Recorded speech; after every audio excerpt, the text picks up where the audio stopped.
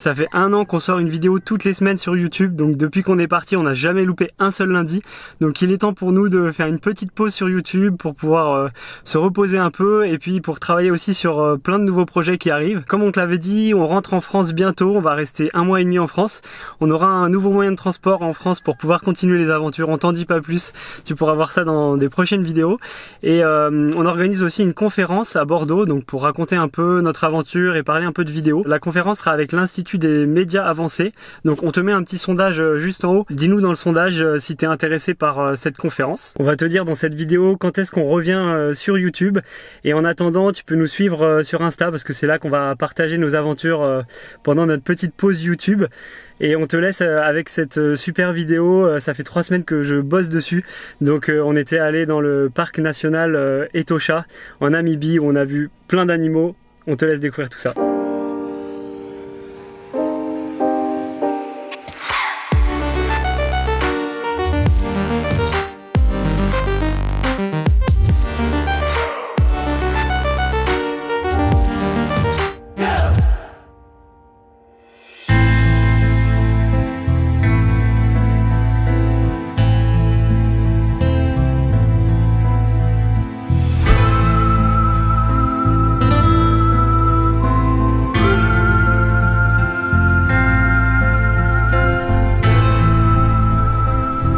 Et les oryx qui se battent.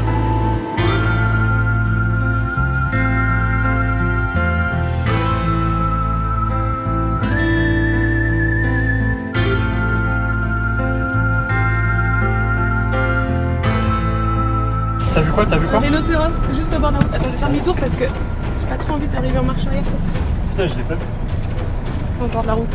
Ouais, franchement, 20 mètres. Il a pas bougé quand t'as ralenti? Non, il est tout petit. Il est tout petit. Enfin non, il est pas petit. Enfin ouais, il est pas énorme. Je vais me mettre de l'autre côté quand même. Prendre un peu de distance. Il était face à nous en plus. Ouah. Ok, là, il est là.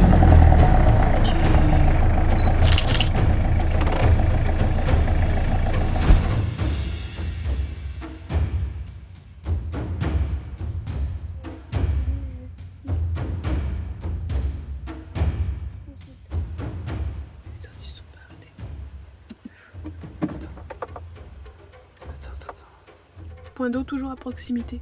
Oh, 2000 kilos celui-là. Il y a plusieurs espèces de rhinos. Ouais. Celui-là, c'est quoi? Un prédateur, le lion quand même.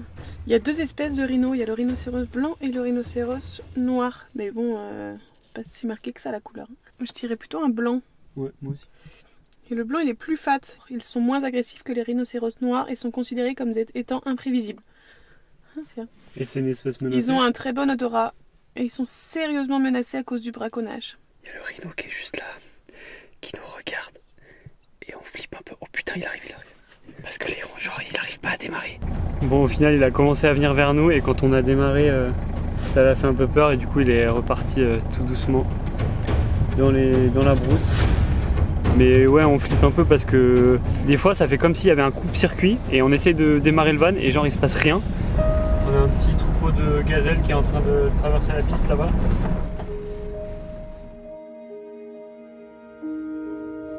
On vient juste d'acheter l'application qui énumère tous les animaux qu'on peut trouver en Afrique et dans les safaris. On n'a pas la place de s'encombrer avec des livres, donc on choisit des alternatives numériques et cette application, du coup, ça répond pas mal à nos besoins parce que c'est disponible hors ligne et donc quand on est ici dans les parcs, on peut un petit peu deviner ce que c'est les animaux. Et en fait, il y a énormément de sortes de gazelles, antilopes, copes, élans, etc. Tous ces animaux, on va dire, qui peuvent ressembler à des cerfs ou de cette famille-là un petit peu. Et là, par exemple, on vient de voir des boubales et on n'aurait jamais pu deviner le nom, un nom qu'on n'avait jamais entendu d'ailleurs avant. Grâce à l'appli, on a pu mettre un mot sur ces animaux, donc c'est vraiment agréable.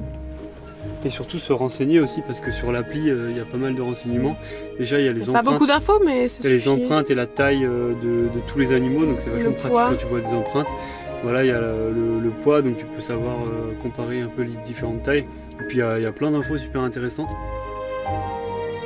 Il chope l'eau comme une cuillère.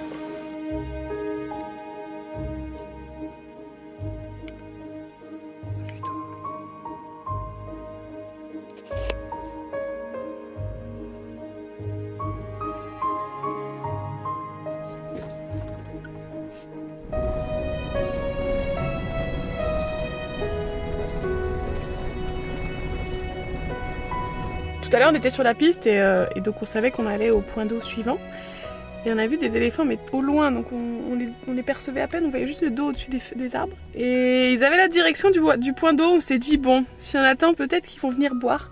Parce que là c'est vraiment très sec, il y a des points d'eau nulle part. Et là ça fait au moins 20 minutes qu'on attend et on commence à les apercevoir au loin. Donc notre patience commence à payer, là il y a les éléphants qui devraient rejoindre le waterhole, ils sont plusieurs. Ouais, il y a un troupeau d'éléphants même. Ils arrivent là. Une petite dizaine, je pense. Donc j'ai hâte de voir le comportement des autres animaux parce qu'il y a quand même pas mal d'animaux à côté. Là, il y a des oryx, des autruches, des gazelles, il y a une girafe au loin, des gnous. Waouh, c'est incroyable avec toute la famille, avec les petits. Il y a les petits qui sont au milieu du troupeau.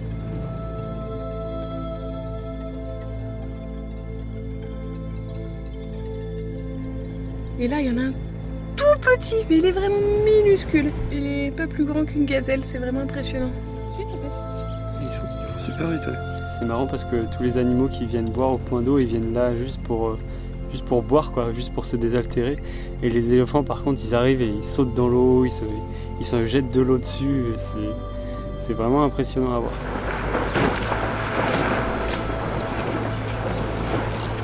Oui, j'ai la couche, quoi. C'est trop heureux. Ils se sont aussi un peu approprié le point d'eau. Petit à petit, il y a tous les animaux qui ont commencé à s'écarter.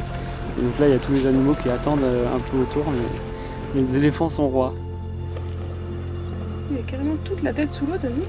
La trompe qui ressort. Il respire avec la trompe.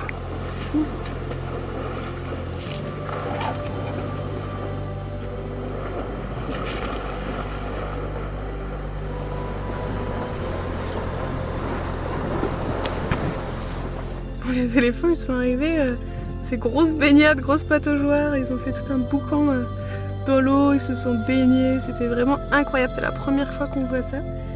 Et du coup tous les animaux restent en retrait, attendent. Et au final ça n'a pas duré si longtemps que ça, enfin ça a duré quoi 5 minutes et ils sont tous sortis d'un coup quoi. Et là les animaux se rapprochent et retournent au point d'eau.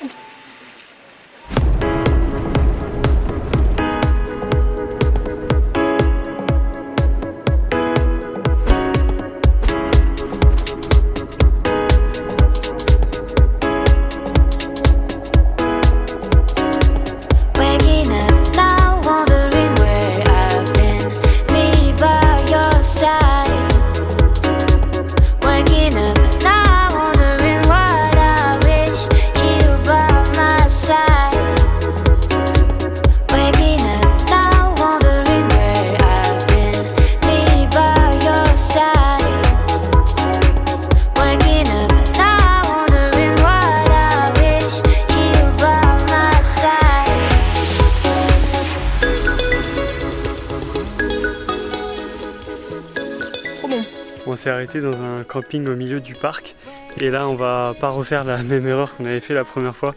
Là en fait le parc est tellement grand que la première fois on s'était dit bah les campings sont chers à l'intérieur, du coup on va ressortir à chaque fois. Et en fait les distances sont tellement grandes que c'est une erreur. Et du coup pour vraiment profiter au maximum il faut prendre un camping au moins une nuit au milieu du parc. Donc là c'est ce qu'on fait. Donc c'est un peu cher, on paye 40 € pour juste camper quoi, juste l'emplacement. Mais en fait il y a un waterhole dans le camping. Donc là on vient d'aller voir, c'est magnifique et je pense que ce soir ça va être super sympa. Et en fait tu peux être juste au-dessus du point d'eau, ce qui fait que tu vois super bien les animaux. Et puis si tu prends pas le camping, éclairé, donc on rêve un petit peu de notre petit apéritif face au waterhole. Voilà, si tu prends pas le camping, en fait, après le coucher de soleil, tu es obligé de sortir du parc. Non, avant le coucher de soleil, donc, une heure avant le coucher de soleil. C'est ça. Donc voilà, prendre le camping, c'est aussi une manière de pouvoir rester plus longtemps et d'être le soir en plein milieu du parc, quoi. Il y a de la poussière partout. Ah, c'est vert, c'est là. Donc là, on a sorti la bière et on va aller se poser au waterhole. Marion a les cheveux blancs, comme tu peux voir, avec vrai. la poussière. Comme les voisins. Ah, j'en peux plus. Vivement la douche. C'est parti, direction le waterhole.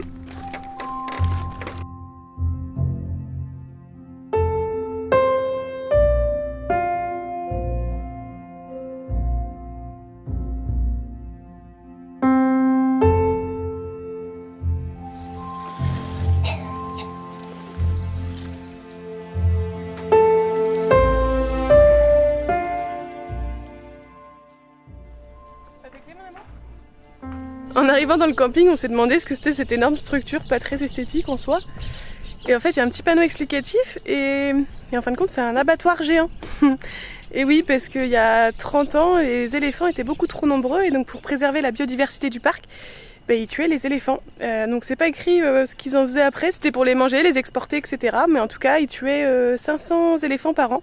Donc c'est un abattoir géant pour pouvoir abattre les éléphants, qui n'est bien sûr plus du tout en service. Donc aujourd'hui, c'est une pièce de musée, de décoration. C'est vraiment immense en même temps quand on voit qu'un éléphant femelle fait 3,5 tonnes, soit plus lourd que Léon, et qu'un éléphant mâle fait jusqu'à 6 tonnes. On comprend la grosseur du truc.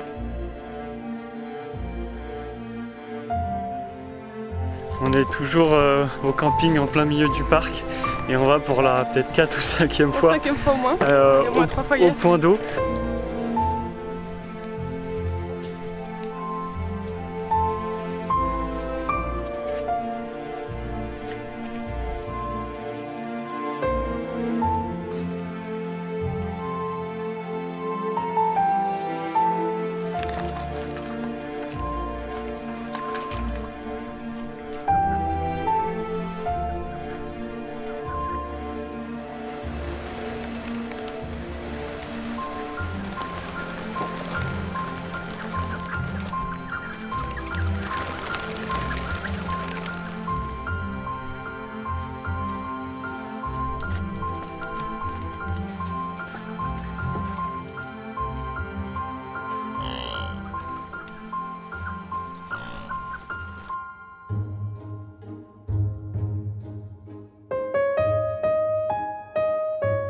L'éléphant, c'est vraiment l'animal le plus impressionnant, je trouve. Bon, peut-être parce qu'on n'a pas vu de lion, mais c'est vraiment majestueux et incroyable à regarder. Et c'est assez fascinant, en fait, ils arrivent à communiquer entre eux grâce à des ultrasons hyper faibles, donc qui sont inaudibles par l'homme. Et ils arrivent également à communiquer grâce à leurs pieds, puisqu'ils arrivent à faire des petites ondes sismiques avec leurs pieds et qu'ils arrivent également à capter. Et ça leur permet de communiquer avec d'autres éléphants qui se trouvent à plusieurs kilomètres. Donc ça leur permet à la fois de savoir que d'autres éléphants arrivent, mais aussi de savoir si c'est des éléphants de leur famille, etc. Et donc autant ils ont une vue et une ouïe très très mauvaise, donc c'est pour ça qu'on peut souvent les approcher en fait, parce qu'ils nous voient pas vraiment. Mais par contre, ils ont un odorat hyper développé grâce à leur trompe, et ils arrivent à sentir l'eau, oui, à sentir l'eau plusieurs kilomètres à la ronde, donc ça leur permet de trouver les points d'eau. On trouve ça vraiment incroyable et fascinant. On n'a plus du tout de courant, donc quand on tourne la clé, il se passe rien.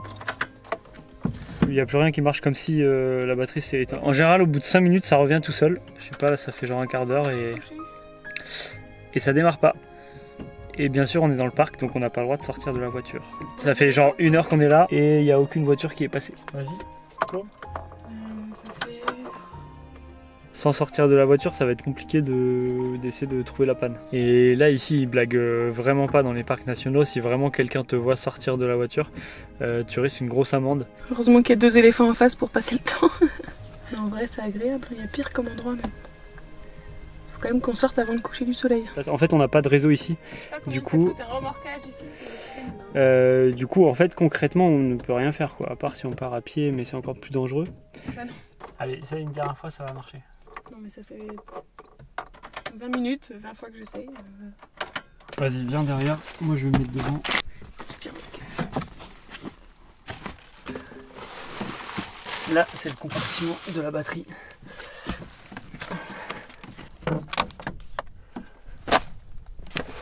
Alors. Oh putain. Oh, ça marche. J'ai senti le téléphone vibrer. Putain, ok, bah il y a un faux contact par ici alors. Ah, je pense que les contacts ils sont grippés. En fait, j'avais mis un téléphone à charger et je sais que l'iPhone il vibre quand le contact revient, donc là j'ai entendu. Donc je pense que. On va pouvoir sortir de là. Bon bah maintenant je sais d'où vient le problème. Bon, on n'a toujours pas vu le lion. Donc là on est activement à la recherche du lion et même des fauves, hein, avoir un petit guépard ce serait pas mal aussi. Et donc là c'est plutôt pas mal parce que c'est une savane avec pas mal d'arbres et du coup on regarde dans l'ombre des arbres parce que là il est bientôt midi, il fait chaud et du coup les fauves se mettent à l'ombre. Voilà, on espère qu'on va avoir un petit fauve.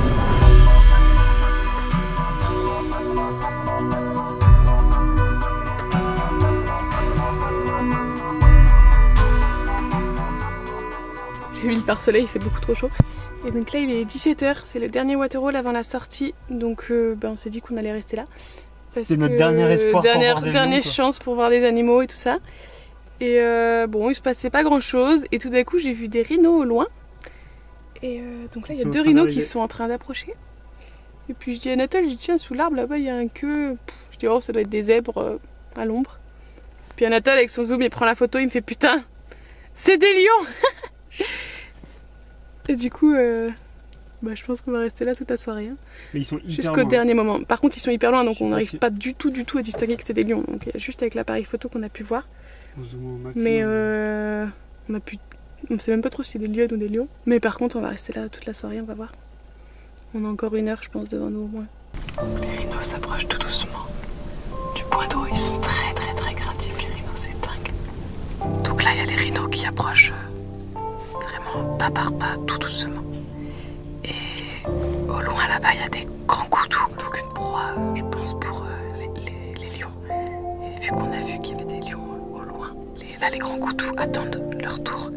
Ils bougent pas depuis tout à l'heure donc je pense qu'ils ont peur des rhinos. Je pense que personne n'a vu les lions, tout le monde serait parti déjà depuis longtemps. Enfin je sais pas parce qu'en même temps c'est tellement sec, il n'y a pas du tout de point d'eau dans les environs. Donc ils sont obligés de parcourir des kilomètres pour avoir un point d'eau. Donc on observe la scène, on va voir ce qui se passe. Viens là. Tu le vois ou pas? Ouais, je vois une silhouette bouger mais je suis incapable de dire si c'est un lion ou une lionne. Je galère à filmer les lions en fait. C'est hyper compliqué parce qu'ils sont super loin, il faut que la caméra soit stabilisée. Et vu qu'ils bougent pas beaucoup, je pointe l'objectif en permanence sur eux et j'essaye d'enregistrer la vidéo dès qu'ils bougent un peu pour avoir quelque chose. Mais c'est vraiment pas simple. Surtout que je suis en plein soleil, il fait 38 degrés à l'intérieur de la voiture. Oh non, on peut pas sortir de la voiture, j'ai trop chaud. Mais bon, j'ai trop envie de les voir bouger quoi. Bon, je pense que ça fait 1 heure qu'on est là à peu près. Et les lions n'ont toujours pas bougé.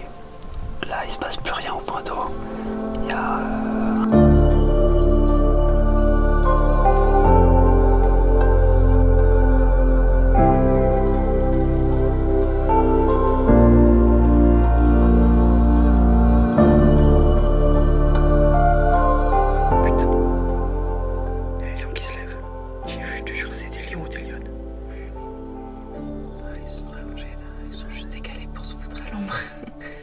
Vraiment en train de pioncer.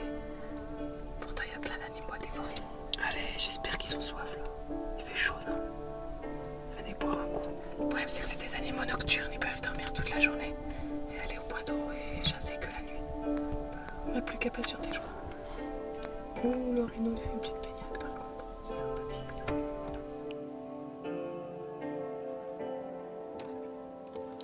Ok, il y a carrément un autre rhino qui arrive quoi. Il est 18h, c'est l'heure maximale à laquelle il faut absolument qu'on parte. C'est horrible parce que les lions sont hyper loin. On a juste pu discerner que c'était des lions. Mais impossible de les voir réellement avec nos yeux quoi. Donc ce sera pour une prochaine fois, dans un autre pays sûrement. Allez go, en espérant que les redémarrent parce que là on a la boire. Ça a l'air d'être bon. Ah non putain. Oh putain. C'est pas une blague. Du direct live. Putain, on va se faire engueuler. C'est chaud.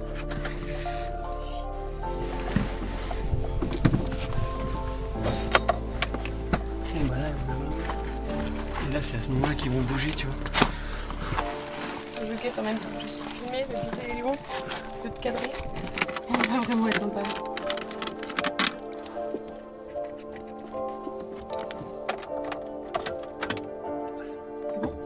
C'est ça. Putain, ils bougent pas ces putains de lions. Contraste de ouf là.